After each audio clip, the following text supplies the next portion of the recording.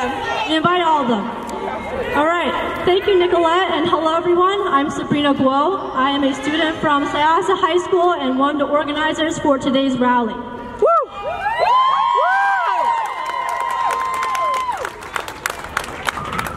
We are gathered here today in the wake of unthinkable tragedies.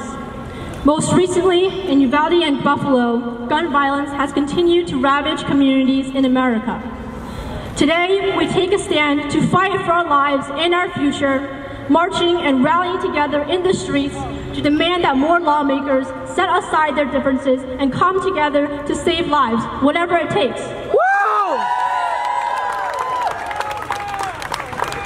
Now, before we start our program, to remember the 21 victims in the Robb Elementary School shooting and all the lives lost to gun violence, Girl Pride International artists created these artworks you see displayed here today to call for justice and action from all Americans to fight for our lives and for our future generations. Now, let's all please take a moment of silence to remember these innocent and lost lives to gun violence.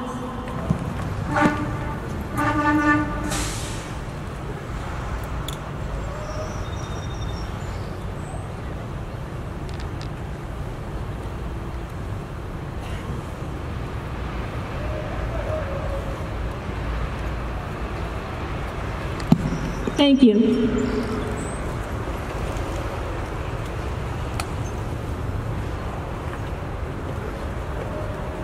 Standing behind us or in the crowd, we really appreciate your support. If you could just wave for us. Kevin Thomas is here. Catherine and Sabrina Guo, and we really appreciate your support standing behind us and listening to our voices and the voices of the community. Thank you. Right here. And Chuck Levine, perfect. Thank you. Yes. Okay, now we have our speaker coordinator, activist, featured by Disney Channel, featured by News 12 and the Herald. She's the founder of Girl Pride International and Long Island Laboring Against COVID, Sabrina Guo.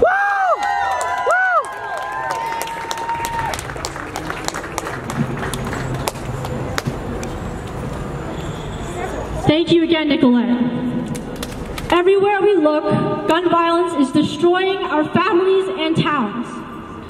Whether it's mass shootings in malls, grocery stores, concerts, schools, or places of worship, gun violence in neighborhoods burdened by legacies of economic ruin, racism, and poverty, or the ever-increasing suicides taking place around the country, gun violence in the U.S. adds up. Over 100 Americans die from it every day. I repeat, that is more than 100 lives lost every single day. What is being done? How is meaningful change being implemented rather than superficial Band-Aid solutions that ignore the core issues at hand? I say, no more school shooting drills. No more murdering loved ones. Yes.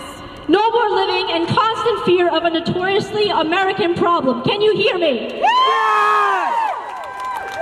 No more! For years, our government has mostly failed to make significant changes to our gun laws, and hundreds of thousands of Americans have died because of it. Over the last year alone, 41,000 lives were taken by gun violence in America, the highest since 1981. Just 13 days after Uvalde, there has been 33 mass shootings in the U.S. 33. Rates of firearm death are rising among children and teens, with firearms now a leading cause of death among youth and the most common cause of death for young men. Not one more! Not one more! Not one more! Not one more! Not one more! All stakeholders need to listen to what our communities are telling us. We want and need to be safe. Is that too much to ask? We must take actions grounded in the perspectives of survivors of gun violence and their families and create legislation supported by robust policy analysis and unbiased bipartisan conversations. It is imperative that we acknowledge the many underlying forces that fuel gun violence: gun glorification, political apathy, poverty, armed supremacy, and our country's mental health crisis. In addition to wide-scale legal action, we must call for a robust investment in the things that communities around the country need in order to live in safety, including programs that reduce community-oriented violence, suicide, domestic violence, and programs in support of mental and behavioral health. Violence is a complex and nuanced issue, but it is clear that U.S. violence is perpetuated by poverty, marginalization, exclusion, prejudice, and romanticization of guns in American society. We need more leaders who are willing to question this and take bold steps to address our national gun violence epidemic. Days ago, New York's governor signed into legislation a sweeping 10-bill package that includes raising the age for purchase of semi-automatic weapons to 21 years old, as well as closing gun law loopholes and strengthening our red flag law preventing gun sales to citizens at risk of self or communal harm. This is a very good step in the right direction, but it is long overdue. The current state of gun violence in the U.S. cannot be further tolerated. Can you hear me? It cannot be further tolerated. No more!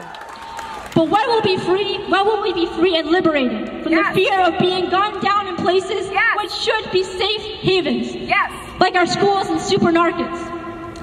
Young people have been mostly excluded, marginalized, and silenced from these conversations for far too long. We are now standing up and pushing for an intergenerational perspective and approach.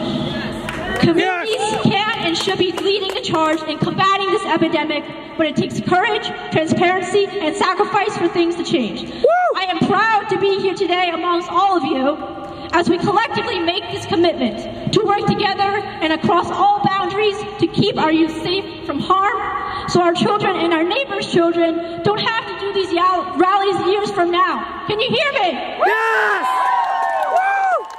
Thank you all for coming, and let's make sure our voices not only are heard, but matter.